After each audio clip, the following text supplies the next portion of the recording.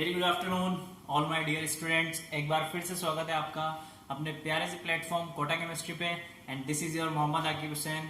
बच्चों, हम बहुत दिनों बाद मिल रहे हैं। इससे पहले वाला लेक्चर हमने दिवाली के पहले बनाया था। आई होप सबने अच्छे से दिवाली सेलिब्रेट की होगी। तो बच्चों, आज हम स्टार्ट करने जा रहे हैं आइसोमेरिज्म के बारे में। ठीक है, इससे पहले हमने फंक्शनल ग्रुप तक पढ़ लिया था। आप लोगों ने प्रैक्टिस भी खूब अच्छे से की होगी, बहुत सारे एग्जाम्पल्स किए होंगे। ठीक है, जिसने नहीं किए हैं, फंक्शनल ग्रुप वाला वीडियो नहीं देखा है, तो वो पहले के जो वीडियो हैं वो देखे, देन आइसोमेरिज्म देखे, तो उसे अच्छे से समझ में आएगा। तो अब बच्चों, क्वेश्चन ये आता है कि आइसोमेरिज्म है क्या। आइसोमर्स मीन्स हम समझते हैं कि कुछ ऐसे कंपाउंड जिनका मॉलिक्यूलर फॉर्मूला तो क्या होगा, हमेशा सेम होगा। ध्यान से सुनना, आइसोमेरिज्म एक फिनोमिना है बेटा। क्या है? फिनोमिना है। इन दिस प्रोसेस होता क्या है, जो मॉलिक्यूलर फॉर्मूला होता है डिफरेंट कंपाउंड्स का वो तो सेम होता है, बट उनकी फिजिकल एंड केमिकल प्रॉपर्टी हमेशा क्या होती है, डिफरेंट होती है। यानी हम कहें कि मॉलिक्यूलर फॉर्मूला तो सेम है, बट उनके स्ट्रक्चर में कहीं ना कहीं डिफरेंट होगा, तभी तो उनकी फिजिकल और केमिकल प्रॉपर्टी डिफरेंट है। लेट सपोज हम पढ़ रहे थे कि कार्बन का एलोट्रोपिक फॉर्म होते हैं। कार्बन, डायमंड भी होता है, ग्रेफाइट भी होता है, फुलरिन भी होता है। डायमंड भी कार्बन से ही बनता है, ग्रेफाइट भी कार्बन से ही बनता है, फुलरिन भी कार्बन से ही बनता है। बट आपने नोटिस किया होगा बच्चों, तीनों की जो फिजिकल और केमिकल प्रॉपर्टी रहती है वो डिफरेंट होती है। ठीक है, ऐसे ही यहां पर भी है आइसोमर्स जिनका मॉलिक्यूलर फॉर्मूला तो हमेशा सेम होगा, बट अगर हम बात कर रहे हैं उनकी केमिकल प्रॉपर्टी की, उनकी फिजिकल प्रॉपर्टी की, तो वो हमेशा क्या होंगी बेटा, अलग अलग होंगी। बात समझ में आ गई? आइसोमर्स किसे बोलते हैं, और इस फिनोमिना को हम बोलते हैं आइसोमेरिज्म। क्या बोलते हैं? आइसोमेरिज्म। देखिए, डेफिनेशन आपके लिए लिखी हुई बच्चों। अब क्लासिफिकेशन की अगर हम बात करें, अच्छा हाँ, एक और इंपॉर्टेंट चीज, क्या ये आपके सीबीएसई के बोर्ड में आने वाला है? नहीं आने वाला है बेटा, क्योंकि इस बार सिलेबस मिनिमाइज कर दिया गया है आप लोगों का। ठीक है, तो अभी जो सिलेबस आएगा आपके वो होमोलॉगस सीरीज तक ही आएगा। सो टेंशन लेने वाली कोई बात नहीं है, बट एनटीएससी के बिहाफ से इंपॉर्टेंट टॉपिक है। क्वेश्चन आते ही आते हैं। किस तरीके से क्वेश्चन बनता है अभी आपको बता देंगे बच्चों। अभी आप देखो कि क्लासिफिकेशन कितने टाइप से होता है आइसोमेरिज्म का, तो हम यहां पर दो पार्ट में क्लासिफाई करते हैं। First one is your structural isomerism, second one is your stereo isomerism. ठीक है, आपकी बुक्स वगैरह अगर आप देखोगे पहले की होंगी तो उसमें ये सब नहीं मिलेगा बेटा, है ना। ऐसे पार्टीशन नहीं किया होगा, ये हम डिटेल में पढ़ रहे हैं यहां पर, ताकि हमें एनटीएससी के बिहाफ में कोई सा भी आइसोमेरिज्म पूछ लिया जाए हम इजीली बता देंगे। स्टीरियो आइसोमेरिज्म आपके 11th-12th में नीट आईआईटी में काम आता है, and these are also coming in the NEET and IIT exam. But हम क्या कर रहे हैं, अभी से ही ये चीजें थोड़ी देख लेते हैं, ताकि हमें बाद में इतनी ज्यादा प्रॉब्लम नहीं हो। ठीक है, तो ध्यान से देखना। स्ट्रक्चरल आइसोमेरिज्म को भी हम फर्दर 5 टाइप्स में क्लासिफाई करते हैं। ऐसे तो 6 टाइप होता है। एक और टाइप होता है बेटा रिंग टाइप, रिंग मेरिज्म, है ना। रिंग आइसोमर्स भी होते हैं, बट हमने यहां पर अभी 5 ही कंसीडर किए हैं। कौन कौन से देखो, पहला होता है चेन आइसोमेरिज्म, दूसरा होता है पोजीशन, तीसरा होता है फंक्शनल ग्रुप, चौथा होता है मेटामेरिज्म, पांचवा होता है ट्यूटोमेरिज्म। बात समझ में आ रही है? वन बाय वन सबको डिटेल में पढ़ने वाले हैं हम। सेकेंड पार्ट में अगर हम क्लासिफाई करें बच्चों, तो वो होगा ज्योमेट्रिकल एंड ऑप्टिकल। अब ये कितने अजीब से नाम है, कैसे हम कंपाउंड को क्लासिफाई करेंगे, ये अभी हम क्या करेंगे, आज ही पढ़ लेंगे। आपको बता दिया जाएगा किस तरीके से क्लासिफिकेशन होता है। तो चलो स्टार्ट करते हैं बेटा। फर्स्ट हम लेते हैं यहां पर स्ट्रक्चरल आइसोमेरिज्म। आपके सामने लिखा हुआ है, टाइम बचाने के लिए सब कुछ, वरना मैं क्या करता अभी लिखता आपके सामने तो टाइम ज्यादा कंज्यूम होता। ठीक है, पहले से ही लिख दिया हमने। तो स्ट्रक्चरल, जैसे कि नाम से ही मुझे पता लग रहा है, स्ट्रक्चरल यानी कहीं ना कहीं स्ट्रक्चर में छेड़छाड़ की जा रही होगी। तो बच्चों, स्ट्रक्चरल आइसोमेरिज्म कौन सा होता है? ऐसा आइसोमर जिसमें मॉलिक्यूलर फॉर्मूला तो ऑलवेज सेम होगा। क्या होगा? मॉलिक्यूलर फॉर्मूला तो ऑलवेज सेम होता है बच्चों, पर जो कार्बन एटम्स मेन चेन में जुड़े हुए होते हैं उनके साथ छेड़छाड़ की जाती है। एक जनरल टर्म्स में अगर मैं आपसे बात करूं, है ना, तो कार्बन एटम्स की क्या होती है, मेन चेन जो होती है वो डिफरेंट होती है। किसी में 4 हो जाते हैं, किसी में 5 होते हैं, किसी में 3 हो जाते हैं। यानी मॉलिक्यूलर फॉर्मूला तो हमेशा सेम, बट स्ट्रक्चर की बात करें तो वो डिफरेंट हो जाएगा, है ना। स्ट्रक्चरल फॉर्मूला यानी स्ट्रक्चर के साथ कहीं ना कहीं ऊंच नीच हो रही होगी, उसे 3 बनाया जा रहा होगा, कई बार 4 कार्बन जोड़ दिए जा रहे होंगे, तो ऐसा कुछ हो रहा होगा, है ना। स्ट्रक्चरल फॉर्मूला समझ में आया आपको, स्ट्रक्चरल आइसोमेरिज्म, ठीक है। अब देखो स्ट्रक्चरल के अंदर जो हमने 5 टाइप देखे हैं अभी, उनको 1 बाय 1 हम डिस्कस करते हैं। सबसे पहले हम डिस्कस करेंगे बेटे चेन आइसोमेरिज्म, ठीक है। चेन आइसोमेरिज्म में क्या होगा बेटा, देखो यानी मॉलिक्यूलर फॉर्मूला तो सेम हो गई, क्योंकि हमने स्ट्रक्चरल पढ़ लिया, स्ट्रक्चर में मॉलिक्यूलर फॉर्मूला सेम होगा, जितनी भी छेड़छाड़ होनी है, जितना भी चेंजेस होना है, एक टर्मिनोलॉजी अगर मैं यूज करूं, छेड़छाड़ जनरल टर्म्स में बता रहा हूं आपको, है ना, आप छेड़छाड़ मत करने लग जाना। मैं बोल रहा हूं जितने भी चेंज होने हैं बेटा वो एक चेन में चेंज होंगे, स्ट्रक्चर में चेंज होंगे, क्योंकि हमने स्ट्रक्चर में पढ़ लिया कि स्ट्रक्चर यानी मॉलिक्यूलर फॉर्मूला तो सेम, स्ट्रक्चर में चेंज होगा। तो चेन आइसोमेरिज्म में भी क्या होगा, मॉलिक्यूलर फॉर्मूला सेम, पर जो चेंजेस होने वाले हैं वो कहां पर होंगे, कार्बन चेन के अंदर जितने कार्बन एटम्स हैं उनकी चेन में चेंज होने वाला है। देखो डेफिनेशन यहां पर लिखी हुई है बेटा, chain isomerism have the same molecular formula but differ in the arrangement of the carbon atoms in the longest chain. Longest chain के अंदर जो कार्बन एटम्स हैं उनकी जो पोजीशन है उसमें डिफर होता है, डिफरेंस होता है। कैसे होता है, एग्जाम्पल के तौर पे हम समझते हैं बच्चों यहाँ पर। और मैं आपको एग्जाम्पल बताने से पहले एक बहुत ही इंपॉर्टेंट बात बताना चाहूंगा बच्चों कि आइसोमेरिज्म प्रॉपर्टी अगर आप बात करें तो उसके लिए कितने नंबर ऑफ कार्बन की जरूरत होती है। अगर मैं लिखता हूं CH3, तो देखो CH3 तो CH3 रहेगा, यानी मेथेन में तो कुछ होने वाला है नहीं। अगर हम बात कर रहे हैं बच्चों CH3 CH3, क्या इसमें कुछ चेंज हो सकता है, नहीं हो रहा, मॉलिक्यूलर फॉर्मूला भी वही रहेगा, स्ट्रक्चरल फॉर्मूला भी वही रहेगा, यानी इसमें भी आइसोमर्स में नहीं पड़ सकता। अब बात कर लेते हैं इसकी, अब चाहे मैं इसे ऐसे जोड़ूं या इसे ऐसे कनेक्ट कर दूं या फिर ऊपर कनेक्ट कर दूं, तो इसमें भी मुझे कुछ चेंज नहीं दिख रहा है। ये भी प्रोपेन है, ये भी प्रोपेन है, या फिर अगर हम बात करें बच्चों तो ये भी प्रोपेन है, ठीक है। तो मुझे यहां से एक बात समझ में आ रही है कि आइसोमर या आइसोमेरिज्म जो फिनोमेना हम पढ़ने वाले हैं वो 3 कार्बन के लिए तो अप्लाई नहीं होगा। कहां से अप्लाई होगा, 4 कार्बन के लिए। कैसे अप्लाई होगा वो जरा ध्यान से देखना, ये बहुत इंपॉर्टेंट चीज है कि आइसोमेरिज्म प्रॉपर्टी पढ़ने के लिए नंबर ऑफ कार्बन कितने चाहिए, हमें 4 कार्बन चाहिए, क्योंकि हमने देखा 3 कार्बन में तो हमें कुछ चेंज दिख ही नहीं रहा है। चलो 4 कार्बन देखते हैं।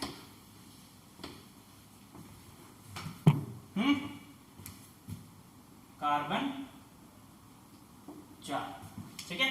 4 कार्बन से बेटा अगर एल्केन की बात करूं तो क्या बनता है, ब्यूटेन बनता है। ब्यूटेन का फॉर्मूला मुझे जरा बताना क्या होता है बच्चों, C4H10, ठीक है, यही होता है ब्यूटेन, यही होता है ना ब्यूटेन। अब जरा हम देखते हैं C4H10 के कितने आइसोमर्स बन सकते हैं, यानी उनका मॉलिक्यूलर फॉर्मूला तो सेम हो बट उनके कार्बन एटम्स जो चेन में जुड़े हुए हो वो डिफरेंट हो। तो देख लेते हैं जरा भाई कहां कितने बनते हैं। 4 कार्बन की बात हो रही है, पहला तो बन जाए ये, ठीक है। एक तो मैं इस तरीके से बना सकता हूं, दूसरा किस तरीके से बना सकते हो बेटा,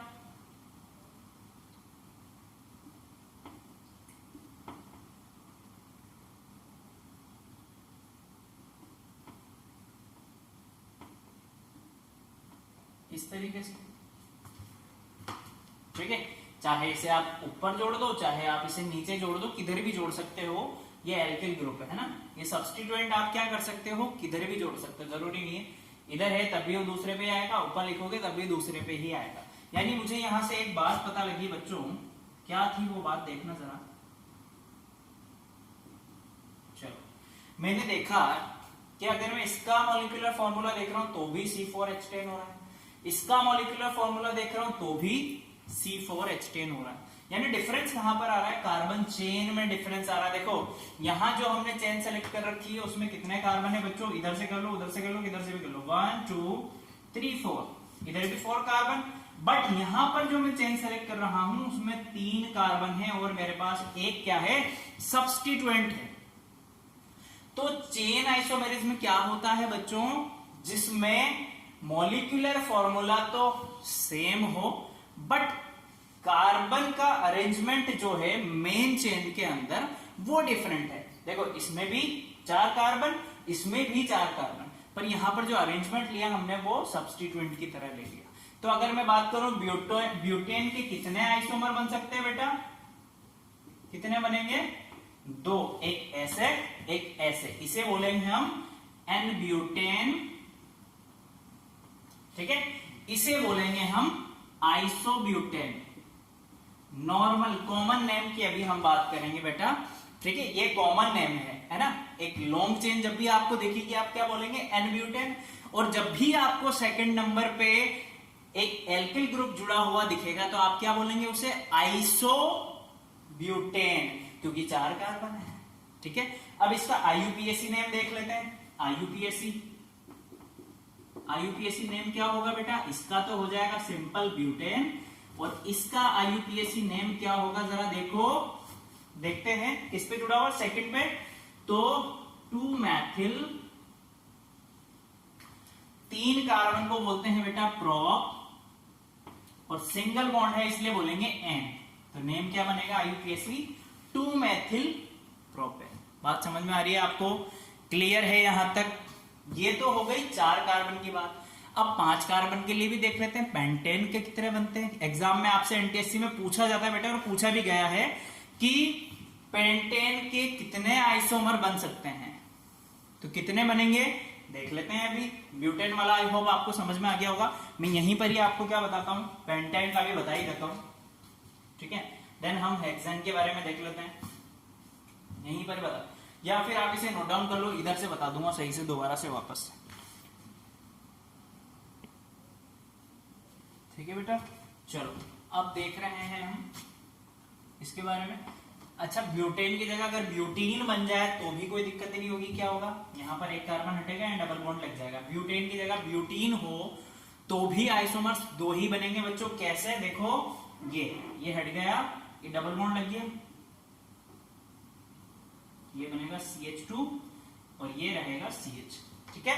फिर नंबरिंग हम जो करेंगे वो इस साइड से करेंगे, ये बन जाएगा ब्यूटीन। क्या बन जाएगा, ब्यूटीन। तो ठीक है, ये देख लेना, कोई दिक्कत नहीं है, चलो ठीक है।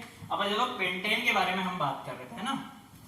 किसके बारे में बात कर रहे थे बच्चों, C5H12।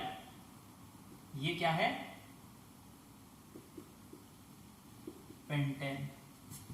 अब पेंटेन में नंबर ऑफ आइसोमर्स कितने होते हैं, नंबर ऑफ आइसोमर्स कितने होते हैं देख लेते हैं। अभी जितने बनेंगे उतने हम लिख देंगे, हमसे एग्जाम में यही पूछा जाता है कि पेंटेन के नंबर ऑफ आइसोमर्स बताओ, हेक्सेन के बताओ, हेप्टेन के बताओ, ऑक्टेन के बताओ, नोनेन के बताओ, डेकेन के बताओ। तो सबके मैं आपको बता दूंगा, हम बना नहीं सकते क्योंकि कई बार हम मिस कर जाते हैं बेटा, नंबर ऑफ आइसोमर्स बहुत ज्यादा होते हैं, ठीक है। कैसे होते हैं देखो जरा, अब मैं बात कर रहा हूं पेंटेन। तो सबसे पहले 5 कार्बन होते हैं पेंटेन में, तो 5 कार्बन से डिस्कस कर लेते हैं। देखो CH3, CH2, CH2, CH2, CH3, ठीक है बच्चों। एक एक स्टेप देखते हुए चलना। नंबरिंग किधर से भी कर दो, कोई दिक्कत नहीं है। इसको मैं कॉमन नेम में अगर बोलूं तो मैं बोलूंगा एन पेंटेन, ठीक है। एक स्ट्रक्चर हुआ। दूसरा देखो जरा, सेकंड, 5 कार्बन का और कुछ बन सकता है क्या, नहीं बन सकता। आप 4 कार्बन ले रहे हैं, है ना। चलो 4 कार्बन किस तरीके से देखो जरा, मैंने मैंने सब्स्टिट्यूएंट जोड़ दिया इधर, हो गया। ये 5 कार्बन थे, अभी हमने 4 कार्बन लिए, ठीक है। एक ऐसे बन जाएगा या फिर और कैसे बनेगा, CH3, CH2, CH, CH3 और एक इधर लग जाएगा। तो तो दोनों में बात बराबर ही, क्योंकि जब अपन नंबरिंग करेंगे बेटा तो यहां से करेंगे 1 2 3 4, या इसमें अगर मैं बात करूं तो 1 2 3 4, क्योंकि हमें क्या चाहिए होता है नंबरिंग करते टाइम, सब्स्टिट्यूएंट नियरेस्ट वाले कार्बन पे होना चाहिए। नहीं, लोवेस्ट सम रूल क्या कहता है, लोवेस्ट नंबर रूल क्या कहता है, लोवेस्ट लोकेंट रूल क्या कहता है कि जब भी आप नंबरिंग करो तो लॉन्गेस्ट चेन सेलेक्ट करो और ऐसी चेन सेलेक्ट करो जिसमें सब्स्टिट्यूएंट, डबल बॉन्ड या फंक्शनल ग्रुप नियरेस्ट हो। ठीक है, तो ऐसे करेंगे तो दोनों सेम है, चाहे आप ये ले लो या ये ले लो, तो एक ले लेते हैं कोई सा भी, दूसरा रब कर देते हैं। चलो ऊपर वाला ले लेते हैं। ठीक है, 4 कार्बन की और कोई पोजीशन बन सकती है? नहीं बन सकती। इसको मैंने इधर ले लिया, ऊपर ले जाओ नीचे ले जाओ, बात बराबर ही है। अब एक और कौन सी पोजीशन होगी वो देख लो। 3 कार्बन ले लेते हैं अब की बार, CH3 C CH3, एक इधर और एक इधर भी CH3 और CH3। देखो कितने कार्बन, 1 2 3 कार्बन, नंबरिंग कर देते हैं 1 2 3 कार्बन। ठीक है, अब नेम लिखते हैं बेटा, नेम क्या बनेगा इसका, 2 मेथिल। अच्छा, ब्लू पेन से नेम लिखते हैं ताकि आपको दिखाई भी दे अच्छी तरीके से। इसका IUPAC नेम भी लिखते हैं और कॉमन नेम ब्रैकेट में लिख लेंगे, है ना। चलो इसका नेम बनेगा 2 methyl. 2 methyl, number of carbon 4 है बच्चों, 4 कार्बन को मैं बोलता हूं ब्यूट, सिंगल बॉन्ड है इसलिए हम बोलेंगे butane, 2 methyl butane.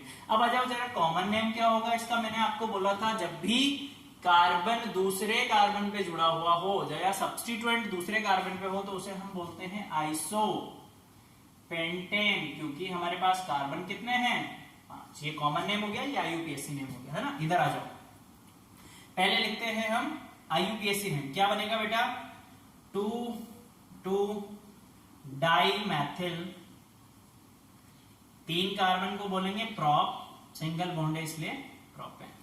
2 2 die Maithil. एक बात ध्यान रखना, जहां कहीं भी 2 2 आ जाए और जो सब्स्टिट्यूएंट है वो 2 बार आ रहा हो तो इसका नेम होता है बेटा नियो पेंटेन। क्या बोलते हैं उसे, नियो। तो 2 चीज आपको याद रखनी है, जब भी कभी दूसरे नंबर पे सब्स्टिट्यूएंट जुड़ा हुआ हो तो उसे हम बोलेंगे आइसो, और एक ही कार्बन पे 2 सब्स्टिट्यूएंट जुड़े हो यानी 2 2 डाई आ रहा हो, जरूरी नहीं है 2 2 3 3 डाई भी हो सकता है, तो वहां कॉमन नेम जब हम यूज करेंगे तो वो यूज करेंगे बच्चों नियो। ठीक है, नंबर ऑफ कार्बन 5 है इसलिए पेंटेन। तो मुझे एक चीज समझ में आई कि अब और कोई तो स्ट्रक्चर बन नहीं सकता। मॉलिक्यूलर फॉर्मूला ये भी C512 C5H12, ये भी C5H12, आप गिन सकते हो आराम से, देख लो 1 2 3 4 5, इधर 3 3 3 3 3 4 12 हो गया। ठीक है, अब बेटा और कोई तो स्ट्रक्चर नहीं बन सकता, बिल्कुल नहीं बन सकता। 3 से कम क्या करोगे, 2 भाई, तो नंबर ऑफ आइसोमर्स कितने होंगे पेंटेन के लिए बेटा, 3। ठीक है, हेक्सेन पे आ जाते हैं, हेक्सेन भी बना सकते हैं अपन, यहां पर बता देता हूं आपको कितने होंगे हेक्सेन के लिए, देख लेते हैं, है ना। थर्ड एग्जांपल C6H14, क्या बोलते हैं इसे हम बच्चों, हेक्सेन। तो नंबर ऑफ आइसोमर्स देखें, नंबर ऑफ आइसोमर्स कितना होता है देखेंगे।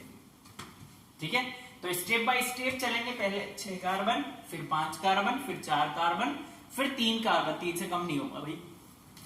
चलो बनाते हैं, पहला स्ट्रक्चर बनाते हैं, सिर्फ कार्बन लिखते हैं, हाइड्रोजन अभी नहीं लिखेंगे हम।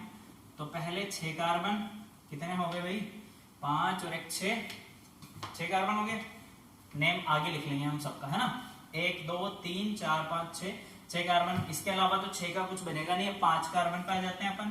तो 1 2 3 4 5 के बाद एक यहां पर कार्बन। ठीक है, 5 कार्बन में और क्या बन सकता है बच्चों, तो और बन जाएगा, और कुछ नहीं बनेगा, क्योंकि इधर से आप नंबरिंग करोगे तो ये दूसरे नंबर पे, अगर आप लगाना चाहते हो इधर, देखो और क्या बना सकता हूं मैं इसे, ऐसे भी बना सकता हूं।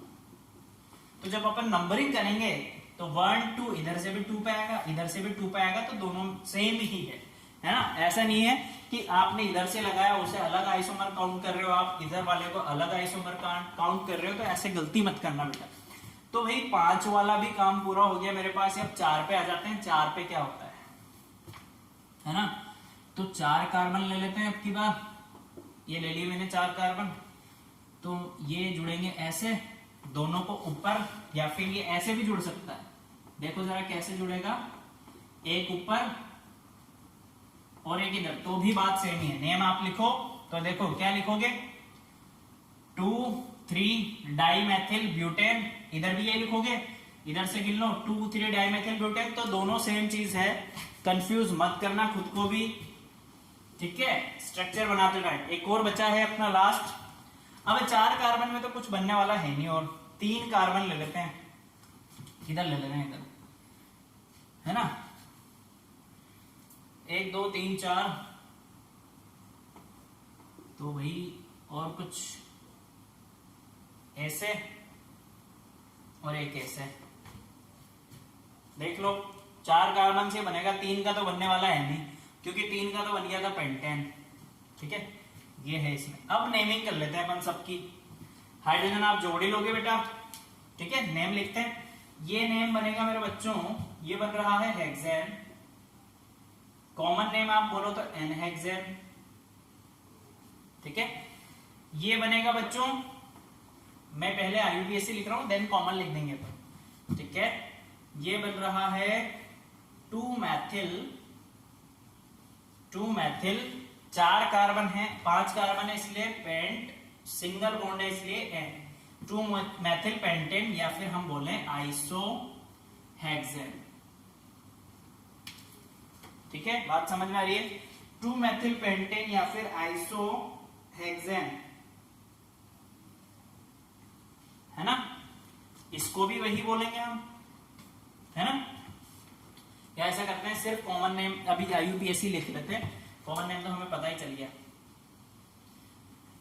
चलो IUPAC लिखते हैं हम, है ना। नेमिंग आपसे कोई नहीं पूछता बच्चों, नंबर ऑफ आइसोमर्स आपसे पूछते हैं, तो वही हम लिख रहे हैं यहाँ पर। इसका नेम बनेगा 3 मैथिल पेंटेन, इसका नेम बनेगा बच्चों 2,3 डाइमेथिल ब्यूटेन, ये बन रहा है 2,3 डाइमेथिल ब्यूटेन। इसका नेम बनाओ, आ जाओ। ये हो जाएगा आपके पास नियो, ये हो जाएगा आपके पास आइसो, ये भी आइसो, ये भी आइसो, है ना। तो इसका नेम लिखते हैं पहले, क्या बनेगा ये बच्चों, 2,2 डाइमेथिल, और आगे 4 कार्बन है इसलिए ब्यूटेन। बात समझ में आ रही है आपको, किस तरीके से हमने नेम बनाया। तो बच्चों देखो आइसोमर्स कितने हुए हेक्सेन के केस में, 1 2 3 4 5, नंबर ऑफ आइसोमर्स हो गए आपके 5। तो इस तरीके से हम क्या कर सकते हैं, हेप्टेन की बात कर लो, ऑक्टेन की बात कर लें, चाहे नोनेन की बात कर लें या डेकेन की बात कर लें, किसी की भी बात कर लें, हम नंबर ऑफ आइसोमर्स निकाल सकते हैं। बट आप लोग क्या करेंगे, गलती कर देंगे, इवन मैं भी कर दूंगा कई बार, ऐसा नहीं है, क्योंकि हम पोजीशन बनाने में गलती कर देंगे बेटा, चेन बनाने में, ठीक है।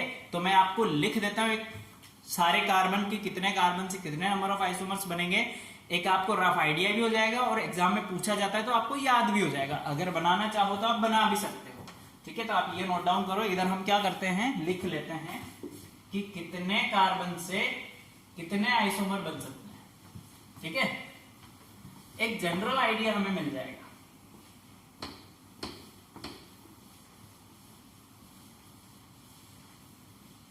आइसोमर समझ में आ गया होगा आपको अच्छे से। चलो देख लेते हैं।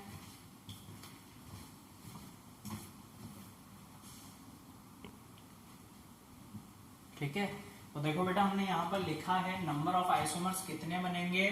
अगर हम बात कर रहे हैं ब्यूटेन की, 3 हमने क्यों नहीं लिखे ये आपको बता दिया बेटा, क्योंकि कितने रिक्वायरमेंट होती है हमें, मैक्सिमम 4 कार्बन हमें चाहिए मिनिमम, तब जाके हम आइसोमर्स बना सकते हैं। तो ब्यूटेन के नंबर ऑफ आइसोमर्स बनेंगे 2, पेंटेन से बनेंगे 3, हेक्सेन से 5, हेप्टेन से 9, ऑक्टेन से 18, नोनेन से 35, और डेकेन से 75 इतना आपसे पूछा नहीं जाता है, मैक्स टू मैक्स वो हेप्टेन तक पूछ सकता है आपसे, पर फिर भी आपको बेटा पता होना चाहिए कि किस एल्केन से कितने नंबर ऑफ आइसोमर्स बन रहे हैं।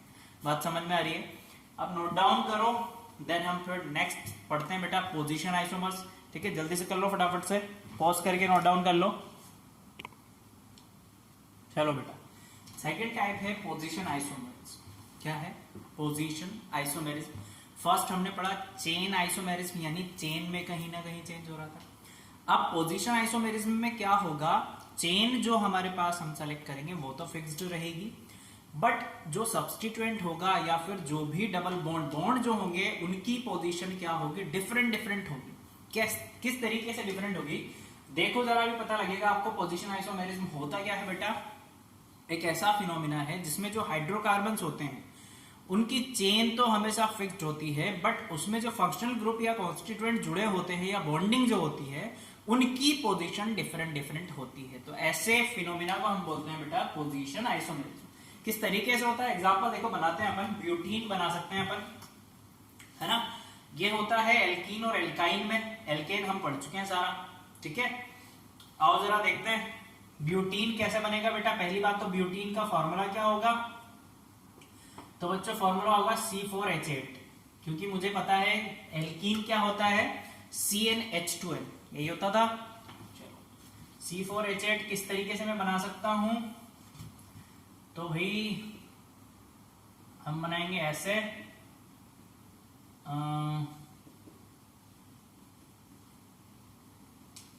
कुछ इस तरीके से मैं बना सकता हूं, या फिर मैं कैसे बना सकता हूं CH3CH double bond CH 1 2 3 4 CH3। दो ही मेरे पास आइसोमर्स हैं, दो ही नंबर ऑफ क्या बनेंगे, नंबर ऑफ आइसोमर्स बनेंगे बेटा। कितने होंगे, दो। अब नेमिंग कर लेते हैं भाई, इधर करेंगे इधर से 1 2 3 4, इधर की नेमिंग किधर से भी कर लो, इधर भी दूसरे नंबर पे आ रहा है, इधर भी दूसरे नंबर पे आ रहा है, तो इधर से कर लेते हैं 1 2 3 4। इससे ज्यादा तो कुछ हो नहीं सकता। अगर आप इधर लेके जाओगे तो वही वापस 1 पे आ जाएगा, इधर लेके जाओगे तो वही 1 पे आ जाएगा, है ना। नेमिंग करते हैं बेटा, नेम क्या होगा देखो जरा, कितने कार्बन है 1 2 3 4, बोलेंगे हम ब्यूट 1 इन, या फिर हम 1 ब्यूटीन भी लिख सकते हैं, कोई गलत नहीं करेगा। इसकी नेमिंग हम करेंगे तो ये होगा बच्चों ब्यूट 2 इन। बात समझ में आ रही है। नंबर ऑफ कार्बन्स मेरे पास 4 है। पोजीशन आइसोमर्स में आपने देखा कि जो चेन बन रही है, जो चेन अपन सेलेक्ट कर रहे हैं बच्चों, उसमें नंबर ऑफ कार्बन फिक्स्ड है, यानी चेन तो आपकी फिक्स हो गई। चेंज कहां पर हो रहा है, जो बॉन्डिंग है उनकी पोजीशन में चेंज हो रहा है। पहले फर्स्ट पोजीशन पे थी, अभी सेकंड पोजीशन पे है, इससे ज्यादा इसमें कुछ बन नहीं सकता। अब चाहे आप पेंटीन बना के देख लो या पेंटाइन देख लो, तो हम पेंटाइन बना के देखते हैं किस तरीके से बन सकता है पेंटाइन। पहली बात आपको पेंटाइन का फॉर्मूला आना चाहिए, तो वो होता है भाई C5 और H8, डबल से 2 कम, यही होता है एल्काइन। CnH2n-2, डबल से 2 कम कर दिया मैंने। चलो बनाते हैं। कार्बन कितने चाहिए मुझे, 5 कार्बन, सॉरी हाँ कार्बन 5, हाइड्रोजन 8, तो CH3 CH2 CH2 CH triple bond, तो हट जाओ भाई, ये बनेगा CH, ठीक है। चलो एक पोजीशन हो गई ये, कार्बन 1 2 3 4, हाइड्रोजन गिन ले 3 2 5 और 2 7 और 1 8, यही है। या मैं इसे कहां पर बना सकता हूं, सेकंड पोजीशन पे लाके देख लेते हैं। C3 CH या सिर्फ C, इधर ये बनेगा CH, यहां बना दो बेटा लोग CH2, ये बना दो CH3। गिन लो कितने कार्बन हो रहे हैं, 1 2 3 4 5, ठीक है।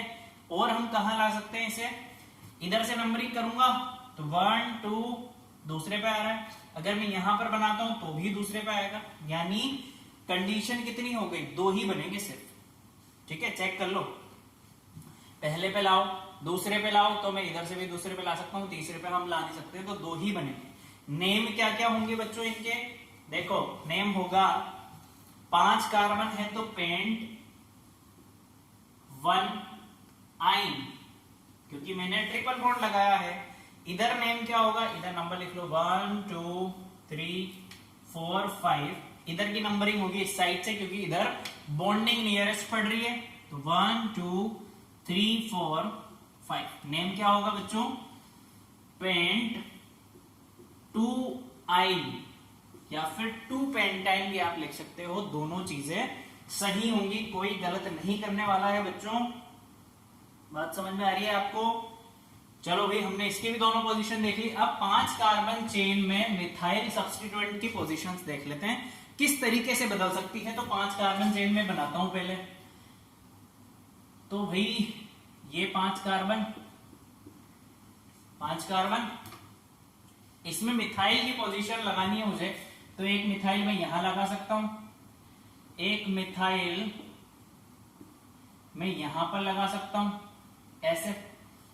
देखो ये यहां से आ रहा है दूसरे नंबर पे, अगर मैं इधर से यहां लगाऊं तो भी दूसरे नंबर पे आएगा, तो मेरे पास पोजीशन यहां पर भी कितनी बन गई है बच्चों, 2 ही बनेगी, 2 ही बनेगी। मिथाइल को मैं या तो यहां लगा सकता हूं सेकंड नंबर पे, या थर्ड पे लगा सकता हूं, इससे अलावा कुछ नहीं लगा सकता। तो नेम कर लेते हैं, नेमिंग क्या होगी, देखो CH3, ये हो जाएगा CH3, ये हो जाएगा आपके पास CH, ये बन जाएगा बच्चों CH2, ये है CH2 और ये है CH3, है ना, CH3 CH2। तो नेमिंग क्या होगी इसकी बच्चों, इधर से नंबरिंग करेंगे 1 2 3 4 5, नेम बनेगा 2 मैथिल पेंटेन, ये नेम बनेगा। इसमें आ जाओ, इसका नेम क्या बनेगा, 3 मैथिल पेंटेन। चलो मैथिल ग्रुप भी समझ में आ गया मुझे कि या तो मैं 2 पे जोड़ सकता हूं या मैं 3 पे जोड़ सकता हूं, इसका हाइड्रोजन आप बराबर कर लूंगा। ठीक है, अब आ जाओ C3H8O, ये क्या है बेटा, ये फंक्शनल ग्रुप है, कौन सा वाला, एल्कोहल, OH जुड़ता था, किस तरीके से, देखो बताते हैं आपको। एक तो बनेगा आपका CH3 CH2 CHOH, देखो बन गया। और एक क्या बन सकता है, CH3 CHOH CH3, तो 2 पोजीशन यहां पर बनेंगी, एक आ जाएगा पहले पोजीशन पे, दूसरे पे आ जाएगा 2 पोजीशन, यहां 2 आइसोमर्स बन सकते हैं। तो इसका नेम होगा बेटा, नेमिंग आप करो चाहे आप 1 ऑल लगा दो या 1 पहले लगा के बाद में ऑल लगा दो, कोई फर्क नहीं पड़ता। 3 कार्बन को बोलेंगे बच्चों प्रोप, ठीक है, प्रोप, 3 कार्बन को बोला प्रोप, बात समझ में आ रही है। सिंगल बॉन्ड है मेरे पास सारे, इसलिए मैं लिखूंगा प्रोपेन, ई नहीं लगाऊंगा क्योंकि मैं फंक्शनल ग्रुप जोड़ रहा हूं और फंक्शनल ग्रुप मुझे बहुत अच्छे से आता है। ई हटा के क्या जोड़ देते हैं हम, जो भी फंक्शनल ग्रुप होता है उसका नेम लिख देते हैं। तो ये पहले नंबर पे आ रहा है तो हम पहले पे लगा देंगे ऑल, या मैं इसे और क्या लिख सकता हूं बच्चों, इसे मैं यूं भी लिख सकता हूं 1 प्रोपेनॉल। दोनों चीजें सही है, ये भी सही है ये भी सही है, कोई गलत नहीं करेगा। इसमें देखो आ जाओ नंबरिंग कर लेते हैं 1 2 3, इधर 1 2 3, तो इसका नेम क्या बनेगा बच्चों, ये बनेगा प्रोपेन 2 ऑल, या फिर आप लिखना चाहो तो 2 प्रोपेनॉल भी लिख सकते हो, दोनों सही है, कोई गलत नहीं करेगा। ठीक है, दोनों चीजें सही। अब आ जाओ Br, Br जुड़ा हुआ, Br क्या था, सब्स्टिट्यूएंट था, ब्रोमो जब हम लगाते थे। 4 कार्बन है मेरे पास, लगा के देखते हैं, CH3 CH2 CH2 CH2 Br, यानी 1 2 3 4, ठीक है। एक तो ये बन जाएगा और एक क्या बनेगा बेटा, CH3 CH Br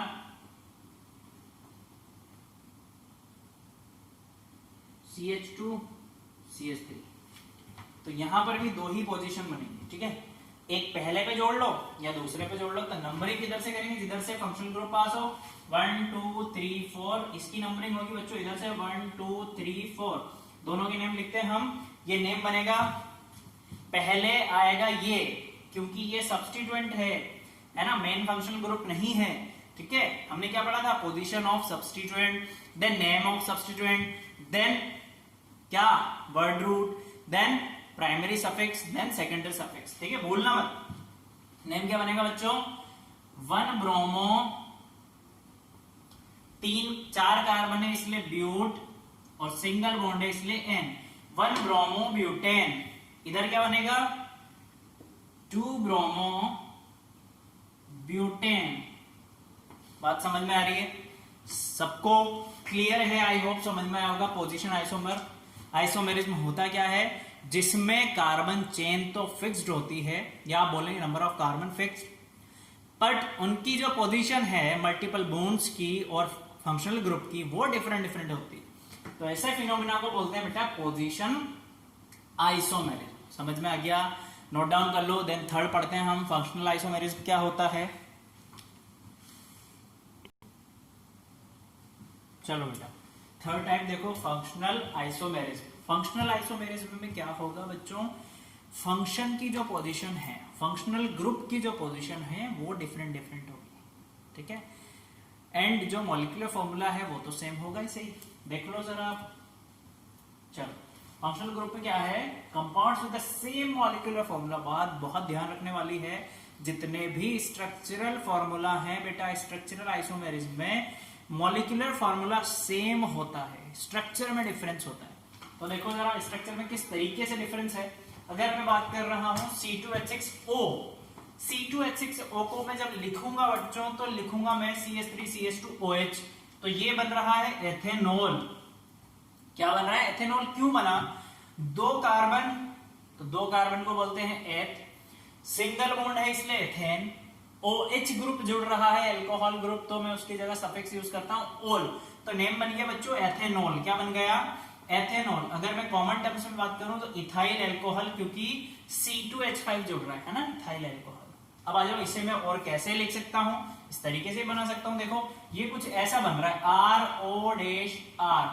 RO यानी ईथर, कुछ ईथर जैसा बन रहा है। ईथर का जनरल फॉर्मूला यही होता है, मैच कर लो, यही बन रहा है CH3OCH3, ठीक है। IUPAC नेम की अगर मैं बात करूं तो मिथोक्सी मेथेन बन रहा है, ये हो जाएगा आपके पास मिथोक्सी, ये हो गया मेथेन, ठीक है। कॉमन नेम क्या हो जाएगा बेटा, डाईमेथिल ईथर, डाईमेथिल और ये ईथर। समझ में आ रही है बात। चलो एक और ले लेते हैं, देखो C3H6O, तो ये बन जाएगा आपके पास एल्डिहाइड ग्रुप, ये है आपके पास एल्कोहल ग्रुप, ठीक है। ये है बच्चों एल्डिहाइड ग्रुप। नेम आपको पता है, मैंने प्रीवियस क्लास में बहुत अच्छे से बताया है। एल्डिहाइड आता है तो एल जोड़ देते हैं हम, देखो जोड़ दिया हमने, प्रोपेनेल, 3 कार्बन इसलिए प्रोपेन, एल जोड़ दिया प्रोपेनेल। अब इसकी पोजीशन हमने चेंज कर दी, पहले आ रहा था पहली पोजीशन पे, अभी आ रहा है दूसरे नंबर पे, तो नेम क्या बन रहा है बेटा, प्रोपेनॉन। बन क्या रहा है, ये कीटोन बन रहा है। क्या बन रहा है, ये बन रहा है ईथर, ये बन रहा है कीटोन, ठीक है। R डैश देख लो जरा ध्यान से देखो, तो क्या बन गया प्रोपेनॉन। और कॉमन नेम की अगर हम बात करें तो एसीटोन, ठीक है। यहां पर स्ट्रक्चरल पूरा होता है, दो हम नहीं पढ़ेंगे फर्दर, आगे क्लासों में आपको बहुत अच्छे से समझ में आएगा। मेटामेरिज्म और ट्यूटोमेरिज्म। मेटामेरिज्म में क्या होता है, डिस्ट्रीब्यूशन जो होता है फंक्शनल ग्रुप के आसपास वाला जो डिस्ट्रीब्यूशन होता है चेन का, वो कोई फिक्स्ड नहीं होता, कम ज्यादा होता है।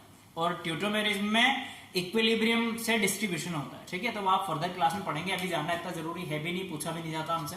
तो हम सेकंड टाइप पे आते हैं आइसोमेरिज्म के, जो था आपका स्टीरियो आइसोमेरिज्म। क्या था बच्चों, स्टीरियो आइसोमेरिज्म। मैंने आपको बोला था स्ट्रक्चर में एक बात ध्यान रखना, मॉलिक्यूलर फॉर्मूला हमेशा सेम होता है। तो स्टीरियो आइसोमेरिज्म में क्या होता है बच्चों, एक ऐसा फिनोमिना जिसमें स्ट्रक्चरल फॉर्मूला सेम होगा अब की बार मॉलिक्यूलर फॉर्मूला चेंज होने वाला है। स्ट्रक्चरल फॉर्मूला सेम होगा, स्ट्रक्चर तो सेम ही दिखेगा, बट मॉलिक्यूलर फॉर्मूला क्या होगा, डिफरेंट होता है। और ये कितने टाइप के होते हैं, 2 टाइप के, ज्योमेट्रिकल और ऑप्टिकल। तो पहले हम देखते हैं ज्योमेट्रिकल। देखो ज्योमेट्रिकल 2 टाइप से होता है बेटा, सिस और ट्रांस। क्या बोलते हैं इन्हें, सिस आइसोमर्स, ट्रांस आइसोमर्स। किस तरीके से, देखो जरा, the isomers in which the 2 similar atom और group of atoms lie on the same side of the double bond. पहली बात समझ में आएगी, तो उसे हम बोलेंगे सिस आइसोमर्स। यानी जो ग्रुप ऑफ एटम्स है वो डबल बॉन्ड के अगर एक ही साइड में लाई करेगा तो उसे हम बोलेंगे सिस। अगर वो डिफरेंट साइड पे लाई करेगा डबल बॉन्ड के तो उसे बोलेंगे बच्चों ट्रांस। दोनों के एग्जांपल हमने लिखे हुए, देखो नंबरिंग करते हैं, 1 2 3 4। नेम क्या बन रहा है, देखो सिस, क्योंकि सेम साइड पे लाई कर रहा है डबल बॉन्ड के। ब्यूट टू इन, बात समझ में आ गई। इधर देखो 1 2 3 4, नेम क्या बन रहा है बच्चों, ट्रांस ब्यूट टू इन। यानी ब्यूट टू इन तो सेम रहा, मेरे पास स्ट्रक्चरल फॉर्मूला तो सेम है, बट मॉलिक्यूलर फॉर्मूला बदल रहा है। देख लो, जो positions of group of atoms हैं वो चेंज हो रही है ना। इधर एक सेम साइड पे थी, इधर अपोजिट साइड पे है। तो ये समझ में आ गया आपको, ज्योमेट्रिकल भी हो गया। ऑप्टिकल आइसोमर्स देख लेते हैं, आप इसे नोट डाउन कर लो जल्दी से, देन खत्म करते हैं। लास्ट है बच्चों आपके ऑप्टिकल आइसोमर्स। तो ऑप्टिकल आइसोमर्स आपके पूछा भी नहीं जाता है, तो हमने इतना ज्यादा डिटेल में नहीं लिखा है, सिर्फ डेफिनेशन आपको पता होनी चाहिए, तो हमने डेफिनेशन ऑलरेडी यहाँ पर लिखी हुई है। ऑप्टिकल आइसोमर्स क्या होते हैं, विच डिफर ओनली इन रोटेशन, यानी उनके रोटेशन में डिफरेंस होगा, अदरवाइज उनकी फिजिकल केमिकल प्रॉपर्टी सेम होती है ना। डिफरेंस किसमें होगा, उनके रोटेशन लाइट में डिफरेंस होगा, उनके रोटेशन प्लेन में डिफरेंस होता है, बाकी सब फिजिकल केमिकल प्रॉपर्टी सेम होती है। ऐसे आइसोमर्स को बोलते हैं हम ऑप्टिकल आइसोमर्स, एंड इस फिनोमिना को बोलते हैं ऑप्टिकल आइसोमर्स। आई होप आपको आज का लेक्चर पूरा कंप्लीट समझ में आया होगा, आपने नोट डाउन भी किया होगा। बेटा यहाँ पर हमारे आइसोमर्स कंप्लीट होता है एनटीएससी तक का, इंट्रोडक्शन टाइप का, नीट का, आईआईटी, ताकि आप जब आप जाएंगे तो आपको देखने को मिलेगा। डिटेल में आप थोड़ा वहां पर पढ़ेंगे ऑर्गेनिक केमिस्ट्री में, ठीक है। नेक्स्ट हम पढ़ेंगे chemical property of organic compounds. So मिलते हैं नेक्स्ट क्लास में, bye, thank you so much.